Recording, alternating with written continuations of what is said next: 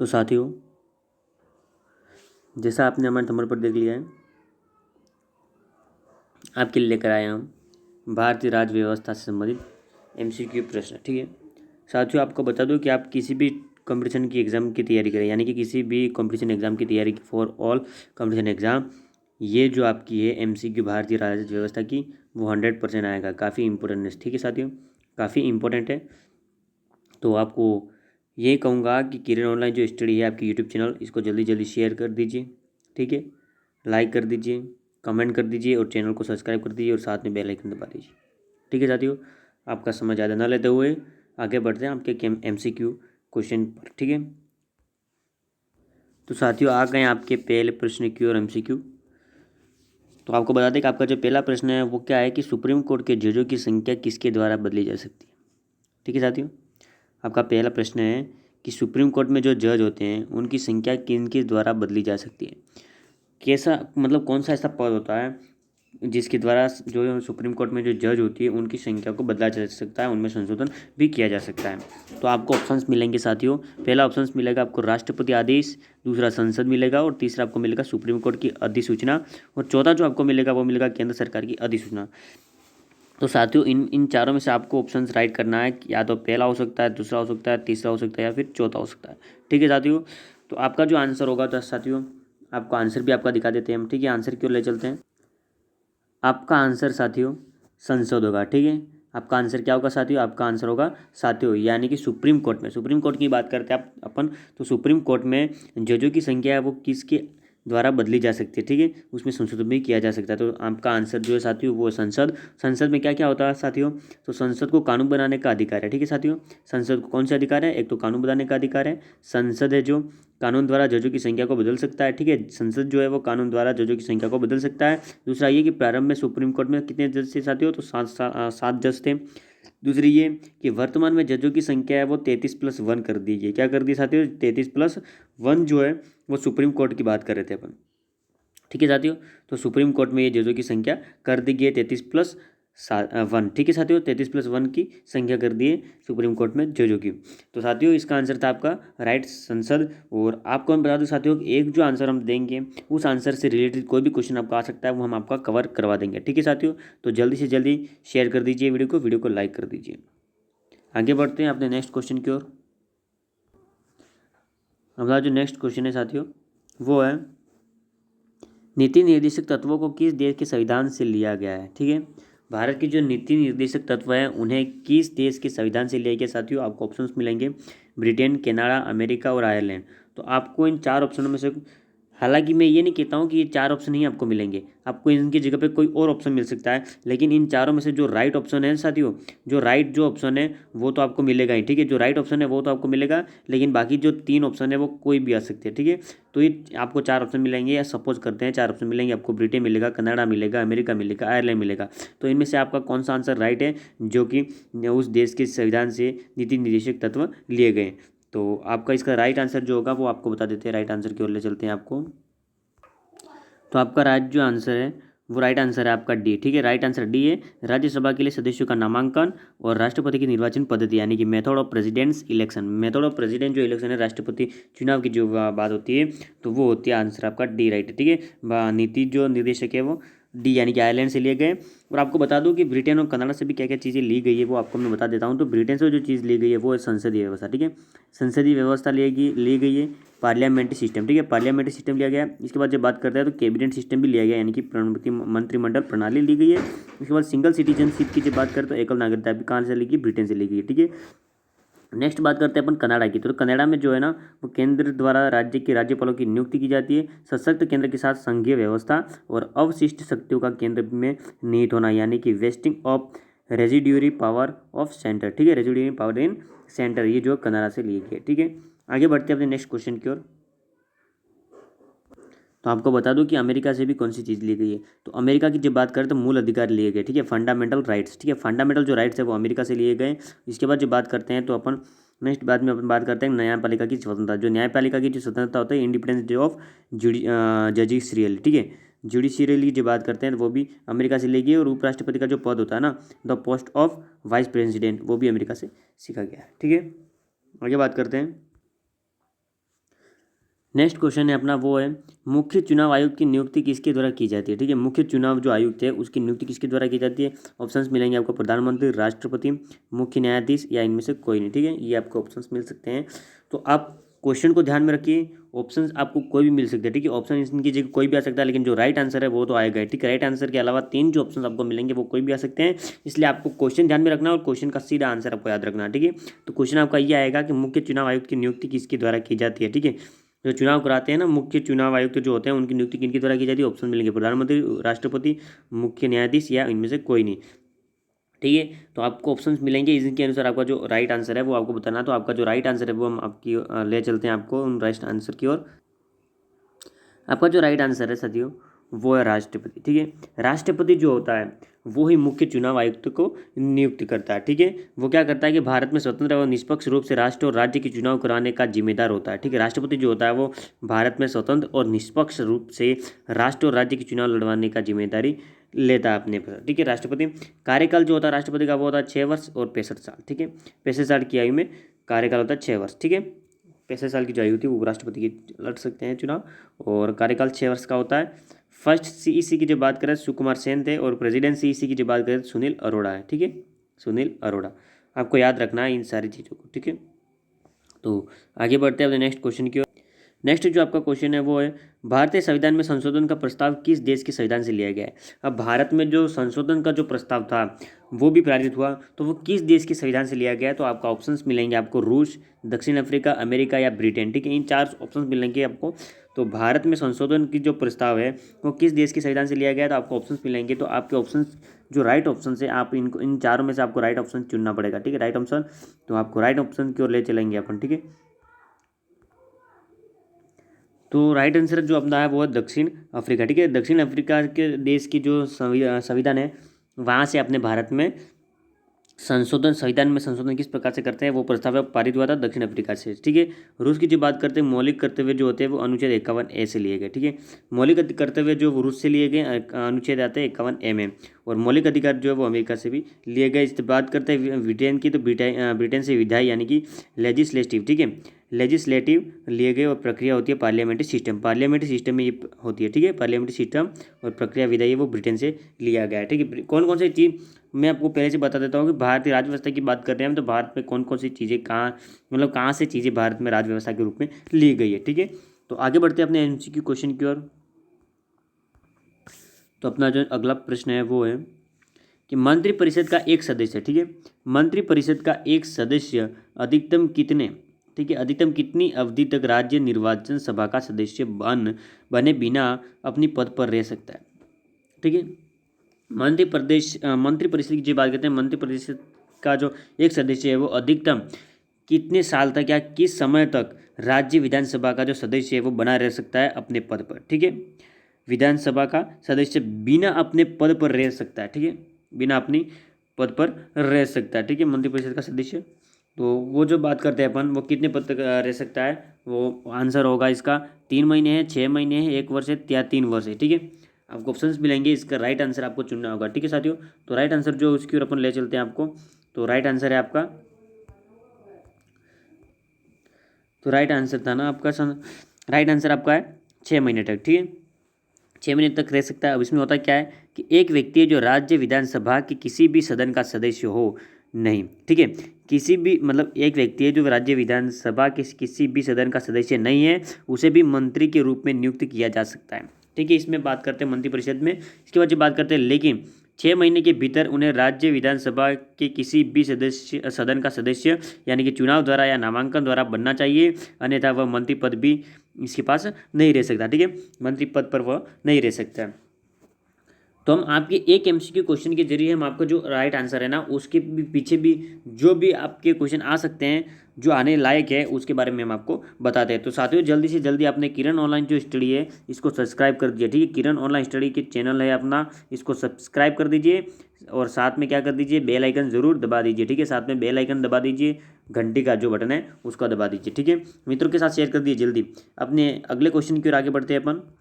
Next question है अपना, वो है कि कौन सी भाषा संविधान की 8वीं अनुसूची में नहीं है, यानी कि भारत के संविधान में कौन सी ऐसी भाषा है वो 8वीं अनुसूची में नहीं है।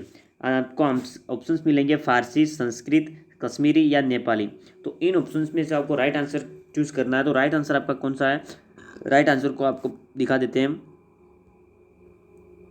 तो साथियों हम 8वीं अनुसूची की जब बात कर रहे थे ना साथियों, तो 8वीं अनुसूची की जब अपन बात कर रहे थे साथियों, तो 8वीं जो अनुसूची है उसमें किस भाषा को सम्मिलित नहीं किया गया था। तो अपन बात कर रहे थे फारसी की। ठीक है, राइट आंसर आपका जो था वो फारसी है। फारसी है वो भारत के संविधान में 8वीं अनुसूची में शामिल नहीं की गई फारसी भाषा। ठीक है, इसमें क्या होता है कि भारतीय संविधान के अनुसार 344, ठीक है, 344 वन और 351 के अनुसार 8वीं अनुसूची में निम्नलिखित 22 भाषाओं की को मान्यता दी गई है। ठीक है, यानी कि 8 अनुसूची में 22 भाषा को मान्यता दी गई है जिन 8वीं अनुसूची में, जबकि उसमें फारसी का कोई नाम नहीं है, यानी कि फारसी नहीं ली गई है। ठीक है साथियों, इसमें फारसी सम्मिलित नहीं है। तो आगे बढ़ते हैं अपने नेक्स्ट क्वेश्चन की ओर। नेक्स्ट क्वेश्चन जो अपना है वो है निम्न में से, ठीक है, निम्न में से धर्मनिरपेक्ष का सही अर्थ क्या है। यानी कि भारत एक धर्मनिरपेक्ष देश है, ये भी कहते हैं। ठीक है, और राजस्थान है वो भी धर्मनिरपेक्ष राज्य है। तो धर्मनिरपेक्ष जो है देश, धर्मनिरपेक्ष से क्या तात्पर्य है, धर्मनिरपेक्ष का क्या अर्थ है। तो अपन जब बात करते हैं तो इसमें आपको ऑप्शन मिलेंगे सभी धर्म समान है और इन्हें सरकार का समर्थन प्राप्त है, ये हो सकता है, या फिर ये हो सकता है कि राष्ट्रीय धर्म का विशेष महत्व है। नेक्स्ट है सरकार द्वारा किसी एक धर्म को संरक्षण देना। चौथा है कि इनमें से कोई नहीं। तो आप खुद स्वयं सोच लीजिए साथियों कि धर्मनिरपेक्ष की जब बात करते हैं तो सभी धर्म समान है और उन्हें सरकार का समर्थन प्राप्त है, यही आंसर आपका करेक्ट है। ठीक है साथियों, तो आगे बढ़ते हैं। तो आपका ऑप्शन ए जो है साथियों वो बिल्कुल सही है। ठीक है, हमने आपको बता दिया था कि आपका ऑप्शन जो है ए वो बिल्कुल सही है। ठीक है, सभी धर्मों को समान रूप से मान्यता दी गई है, सरकार का प्रावधान है। ठीक है, तो आपको बता दें कि धर्मनिरपेक्ष जो शब्द है वो प्रस्तावना में 42वां संशोधन जो हुआ था, 42वां जो संशोधन हुआ धर्मनिरपेक्ष शब्द प्रस्तावना में 42वां जो संशोधन हुआ था 1976 द्वारा डाला गया है। ठीक है, इसके बाद जब बात करें तो 42वां जो संशोधन 1976 है उसमें प्रस्तावना में 3 नए शब्द हैं, एक तो समाजवादी, धर्मनिरपेक्ष और अखंडता, तीनों शब्द जो है वो जोड़े गए किसमें, 42वां संशोधन 1976। ठीक है, भारत के संविधान की जब बात करते हैं तो इसमें लिया गया है। आगे जब अपन बात कर देते हैं अपने नेक्स्ट क्वेश्चन की ओर आगे बढ़ते हैं साथियों, तो अपन उसकी जब बात करते हैं तो वो अपना जो क्वेश्चन है वो है राज्यपाल को उसके कार्यकाल से कौन हटा सकता है। ठीक है, राज्यपाल जो होता है उसके कार्यकाल से उसको कौन हटा सकता है। तो आपको ऑप्शंस मिलेंगे राष्ट्रपति है, राज्य विधानसभा, संसद है, या फिर इनमें से कोई नहीं। आपको ऑप्शंस मिलेंगे। तो आपका जो राइट आंसर है अपन उसकी ओर आपको ले चला, लेकिन एक बार क्वेश्चन को आप फिर समझ लीजिएगा कि राज्यपाल को, ठीक है, राज्यपाल को उसके कार्यकाल से कौन हटा सकता है। राज्यपाल जो है वो अपने उसके पद पर कार्यरत होता है, फिर भी उसके कार्यालय से कौन हटा सकता है, किसके पास ऐसी पावर होती है, किसके पास इतनी शक्ति होती है कि वो राज्यपाल को हटा दे उसके पद से।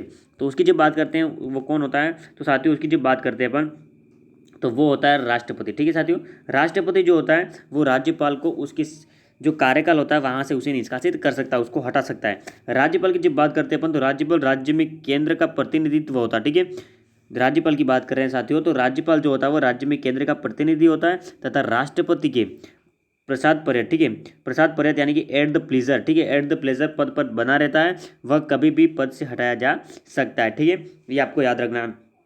अब राज्यपाल की जब हम बात करते हैं, राज्यपाल के आगे जब बात करते हैं साथियों, तो राज्यपाल की बात करें तो वह भारत का नागरिक हो। ठीक है, राज्यपाल बनने के लिए क्या योग्यता होनी चाहिए साथियों, हम इसकी बात करते हैं। तो राज्यपाल बनने के लिए भारत का नागरिक होना चाहिए, यानी कि भारत की बात करें अपन तो इसकी बात करते हैं। तो भारत का जब राज्यपाल नियुक्त होना है, किसी को बनना है, तो उसके पास पहले तो भारत की नागरिकता होनी चाहिए, वह 35 वर्ष की आयु पूरी कर चुका होना चाहिए। ठीक है, 35 वर्ष की आयु उसकी हो जानी चाहिए, वह किसी सार्वजनिक उपक्रम में लाभ के पद पर न हो। ठीक है, यानी किसी भी सामाजिक उपक्रम जो होते हैं उसके लाभ के पद पर नहीं होना चाहिए, वह राज्य विधानसभा का सदस्य चुने जाने के योग्य हो। ठीक है, तो ये जो काबिलियत होती है उसमें ये जो एबिलिटी होती है ना साथियों, राज्यपाल बनने के लिए ये जो 4 आपको एबिलिटी बताई गई है उन एबिलिटी पर खरा होना चाहिए। जो भी व्यक्ति इन एबिलिटी पर इन एबिलिटी पर खरा उतर सके वो राज्यपाल के लिए चुना जाता है। ठीक है साथियों, तो आगे बढ़ते हैं अपने नेक्स्ट क्वेश्चन की ओर। नेक्स्ट क्वेश्चन आपको ले चलते हैं उसकी ओर। तो आपका जो अगला प्रश्न है वो है किस समिति ने, ठीक है, किस समिति ने 3 स्तरीय पंचायती राज प्रणाली की सिफारिश दी थी। ठीक है, ऐसी कौन सी समिति थी जिसने 3 स्तरीय पंचायती राज प्रणाली की सिफारिश दी थी साथियों। तो आपको ऑप्शंस मिलेंगे, पहली है बलवंत राय मेहता समिति, दूसरी अशोक मेहता समिति, तीसरी है वो है जीविका राज्य समिति और चौथी है वो सरकारिया समिति। तो ऐसी कौन सी समिति है साथियों जिसने 3 स्तरीय पंचायती राज प्रणाली की सिफारिश दी थी? तो आपको राइट आंसर की ओर ले चलते हैं। 3 स्तरीय पंचायती राज प्रणाली को जो सिफारिश देने वाला था वो कौन सी समिति थी? तो वो समिति थी, ऑप्शन आपका राइट आंसर है आपका पहला यानी कि बलवंत राय मेहता जो समिति है, बलवंत राय मेहता जो समिति है वो 3 स्तरीय पंचायती प्रणाली का सिफारिश कर रही थी। ठीक है, तो 3 स्तरीय पंचायती राज प्रणाली की सिफारिश करने वाली बलवंत राय मेहता समिति मानी जाती है। ठीक है, जिसमें जिला स्तर पर जिला परिषद, ब्लॉक और तहसील, तालुका स्तर पर पंचायत समिति और गांव स्तर पर ग्राम पंचायत शामिल है। ठीक है, यानी कि मैं आपको बता दूं कि वर्तमान में जो चल रहा है जिला लेवल पर जिला परिषद और ब्लॉक तहसील के स्तर पर, तालुका के स्तर पर पंचायत समिति और गांव के स्तर पर जो ग्राम पंचायत चल रही है, यानी कि 3 स्तरीय पंचायत जो राज प्रणाली चल रही है वो किसकी कहने पर चल रही है, किसकी सिफारिश पर चल रही है? तो वो समिति काफ़ी इंपॉर्टेंट है साथियों। ये समिति जो है ना वो काफ़ी इंपॉर्टेंट है साथियों। ठीक है, ये समिति काफ़ी इंपॉर्टेंट है, वेरी मोस्ट इंपॉर्टेंट है। तो आप इसको याद कर लीजिए, ये समिति कौन सी है? बलवंत राय मेहता समिति। ठीक है, बलवंत राय मेहता जो समिति है वो काफ़ी इंपॉर्टेंट है।